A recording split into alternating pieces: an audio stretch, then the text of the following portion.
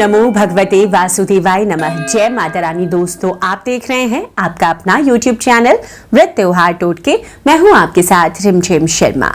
दोस्तों, आज इस वीडियो में मैं आपके साथ श्रावण अधिक मास में पड़ने वाली पद्मिनी एकादशी के बारे में संपूर्णता से सभी जानकारियां शेयर करने जा रही हूं। दोस्तों, हम सभी जानते हैं कि वैसे तो साल की 24 एकादशी होती है, लेकिन जिस भी साल अधिक मास लगता है उस साल एकादशी व्रत 26 हो जाते हैं। और जैसा कि हम जान रहे हैं कि इस साल अधिक मास है जो कि श्रावण मास में लगा है, तो अधिक मास लगने की वजह से ये दो एकादशी अधिक पड़ रही है, जो कि पहली एकादशी होगी पद्मिनी एकादशी। तो पद्मिनी एकादशी के व्रत का क्या महत्व है? यह व्रत दोस्तों देखिए 3 साल में एक बार आता है, तो उसी प्रकार से इसका महत्व भी कई गुना ज्यादा बताया गया है। इस एकादशी को हम अन्य कई नामों से भी जानते हैं, जैसे कि पुरुषोत्तमी एकादशी भी कहा जाता है। इस एकादशी को कमला एकादशी के नाम से भी जाना जाता है। और जैसे कि मान्यता है कि इस दिन जो भी व्रती पूजा पाठ भगवान विष्णु के निमित्त उपासना साधना करता है, उसकी समस्त मनोकामनाएं भगवान श्री हरि की कृपा से जरूर पूरी होती है। तो इस वीडियो में महत्व के साथ साथ मैं संपूर्ण पूजा विधि क्या होगी, इस दिन आपको किस प्रकार से भगवान श्री हरि विष्णु की उपासना करनी है, इस दिन और कौन से कर्म करने हैं, तिथि कब प्रारंभ हो रही है, कब समाप्त हो रही है। एकादशी के व्रत में दोस्तों पारण के समय का महत्व है। पद्मिनी एकादशी में भगवान श्री हरि विष्णु को आपको क्या भोग स्वरूप अर्पित करना चाहिए, इस दिन आपको क्या खाना चाहिए, जैसी सभी जानकारियां इस एक वीडियो में आपको प्राप्त होने जा रही है। और कुछ ऐसे उपाय दोस्तों जो इस 3 साल बाद आने वाली एकादशी पर अगर हम करते हैं तो हमारी वो मनोकामनाएं, वो जो मनोरथ है हमारी, उसकी सिद्धि जरूर होती है। तो ये सभी जानकारियां आपको प्राप्त होने जा रही है, तो इन संपूर्ण जानकारियों के लिए वीडियो को अंत तक जरूर देखिए। दोस्तों, पद्मिनी एकादशी का व्रत साल 2023 में कब रखा जाएगा, सबसे पहले तो यही जान लेते हैं। देखिए, जो श्रावण पद्मिनी एकादशी है वो इस बार मनाई जा रही है शनिवार को, 29 जुलाई की ये तारीख है। समय जो है एकादशी की तिथि का वो नोट कर लीजिए, कब प्रारंभ हो रही है, कब समाप्त हो रही है। तो एकादशी की तिथि प्रारंभ हो जाएगी 28 जुलाई को ही दोपहर में 2:51 पर, जो कि समाप्त होगी 29 जुलाई को दोपहर में 1:05 पर। तो एकादशी का व्रत चूंकि हम उदया तिथि मानकर करते हैं, इसीलिए पद्मिनी एकादशी का जो भी व्रत धारण करना चाहते हैं वो 29 जुलाई को ही व्रत धारण करेंगे। यहीं पर मैं आपको जो पारण का शुभ समय होता है वो भी आपको बता दूं, आप समय भी नोट कर लीजिए। आगे पूजा विधि में मैं शेयर करूंगी, तो उससे पहले पारण का शुभ मुहूर्त आप नोट कर लें। तो पद्मिनी एकादशी का पारण आपको करना है दोस्तों 30 जुलाई को, और जो समय है वो समय है सुबह के 5:41 से सुबह के 8:24 तक। पारण के दिन देखिए द्वादशी तिथि समाप्त होने का समय बहुत महत्व रखता है, क्योंकि उसमें ही हमें पारण कर लेना चाहिए समय रहते भर में। तो जो द्वादशी की तिथि है वो 10:34 पर ही समाप्त हो जाएगी। तो आपको ध्यान देना है कि द्वादशी तिथि के भीतर ही आप पारण एकादशी व्रत का कर लें। दोस्तों, पद्मिनी एकादशी देखिए 3 सालों में एक बार ये आती है एकादशी, तो इस व्रत का जो हमारा धर्म है सनातन धर्म में बहुत विशेष महत्व हो जाता है। इस दिन ऐसी मान्यता है कि पूरे विधि विधान से हम भगवान श्री विष्णु को अगर प्रसन्न करते हैं उनकी साधना उपासना से, तो कठोरतम यज्ञ तपस्या व्रत के समान फलों की प्राप्ति होती है। तो एक एकादशी करने से आप कोई तप कर रहे हैं, कोई यज्ञ कर रहे हैं, कोई बड़ी तपस्या आपने की हो किसी देव को प्रसन्न करने के लिए, उस प्रकार के पुण्य फलों की प्राप्ति होती है।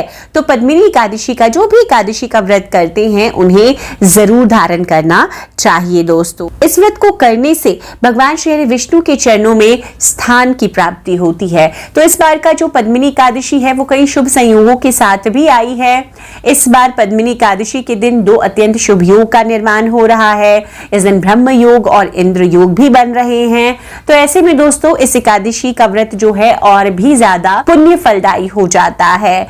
तो दोस्तों, अब एकादशी का जो व्रत करते हैं वो किस प्रकार से व्रत धारण करेंगे ये भी नोट कर लीजिए। देखिए, एकादशी के व्रत का जो नियम होता है वो दशमी की तिथि से ही शुरू हो जाता है। तो दशमी की तिथि से ही यानी कि 28 तारीख से ही आपको एकादशी व्रत का पालना शुरू कर देना चाहिए। अब कई लोग ये करते हैं कि तिथि क्या दोपहर में इस बार शुरू हो रही है 2:51 पर, तो क्या उसी समय से व्रत का पालन कर लें? नहीं, हम उदया तिथि को जब भी मानकर अगर कोई व्रत धारण करते हैं तो हम सुबह से उसी दिन अगले सुबह तक का व्रत करते हैं। 24 घंटे का व्रत हमारे धर्म में होता है, तो सूर्योदय से अगले सूर्योदय तक का 29 तारीख को आपको व्रत रखना है।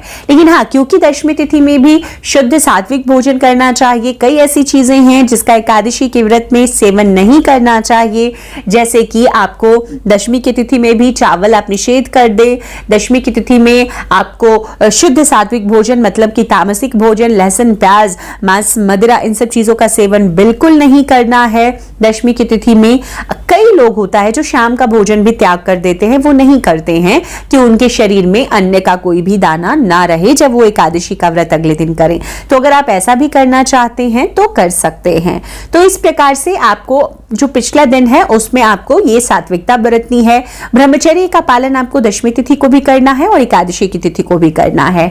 अब एकादशी की तिथि के दिन, पद्मिनी एकादशी के दिन सुबह आप उठेंगे, ब्रह्म मुहूर्त में उठ जाएं, बहुत अच्छा है। स्नान आदि क्रियाओं से निवृत्त होकर सबसे पहले सूर्य नारायण की उपासना करनी होती है और उसके बाद भगवान श्री विष्णु की मां लक्ष्मी समेत आपको विधि विधान से पूजन करना है। आज पद्मिनी एकादशी के दिन भी भगवान श्री विष्णु को उनके प्रिय वस्त्र, जो पीले रंग के वस्त्र हैं, वो अर्पित करें। पीला जो पाटा आप लगाते हैं भगवान श्री विष्णु को आप जिस पे स्थापित करते हैं उस पर भी पीले वस्त्र अर्पित करें। विधि विधान से फूल, धूप, पुष्प, गंध इत्यादि से भगवान का आपको आज के दिन पूजन करना चाहिए। आज के दिन पीले भोग भगवान को, नैवेद्य जो भी आप अर्पित करें पीले करें। भोग में आज के दिन भगवान श्री विष्णु को तुलसी पत्र, तुलसी दल जरूर देने चाहिए। दोस्तों, ऐसा करने से सुख सौभाग्य की प्राप्ति होती है और भगवान आपके उस भोग को ग्रहण करते हैं और आपकी जो भी इच्छा है, जो भी मनोकामना से आप व्रत करते हैं, आपकी वो इच्छा अतिशीघ्र पूरी होती है। तो आपको ये बहुत ध्यान देना है, जब भी आप भोग अर्पित करेंगे पीले भोग अर्पित करें आज के दिन भगवान को।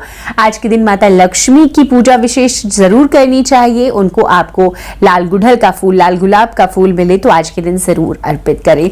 आज पद्मिनी एकादशी के दिन दोस्तों तुलसी माता की विशेष पूजा आपको जरूर करनी चाहिए। तो आज तुलसी माता में देखिए, पद्मिनी एकादशी के दिन कई लोग जल से सिंचित नहीं करते हैं एकादशी के व्रतों में, तो आप भी ऐसा कर सकते हैं, आप जल से सिंचित ना करें।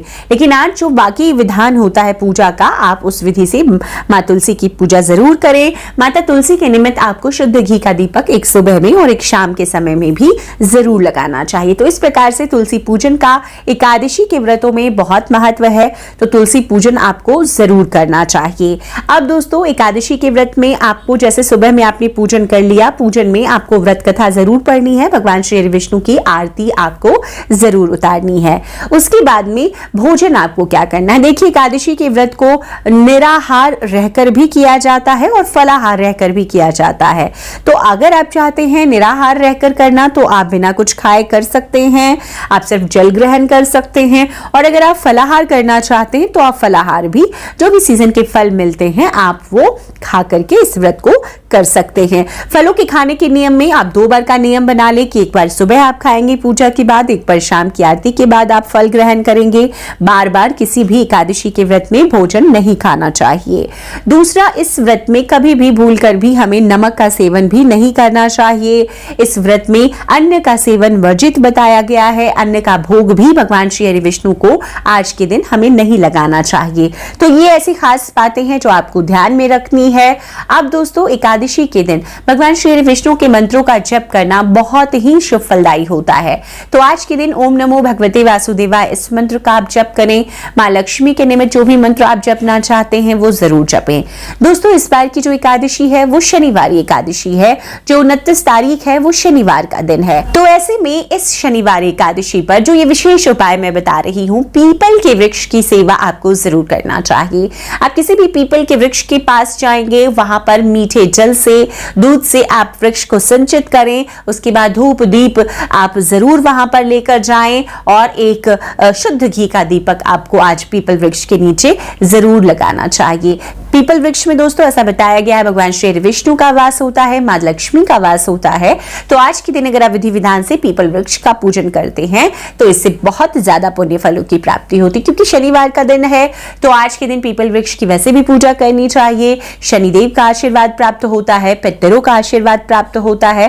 तो आज जो शनिवारी एकादशी है इसमें आपको ये विशेष पूजा आराधना पीपल वृक्ष की जरूर करनी है। तो उम्मीद करती हूँ ये जो सभी जानकारियां मैंने आपके साथ शेयर की है आपके लिए उपयोगी साबित होगी। वीडियो अगर पसंद आए तो लाइक कीजिएगा, आगे अपने दोस्त परिजनों तक शेयर भी जरूर कीजिए। चैनल पर पहली बार आए हैं दोस्तों, इस तरह की जानकारियां आपको भी पसंद है तो चैनल को सब्सक्राइब करना ना भूलें। वीडियो देखने के लिए बहुत बहुत शुक्रिया। जय माता रानी, हर हर महादेव।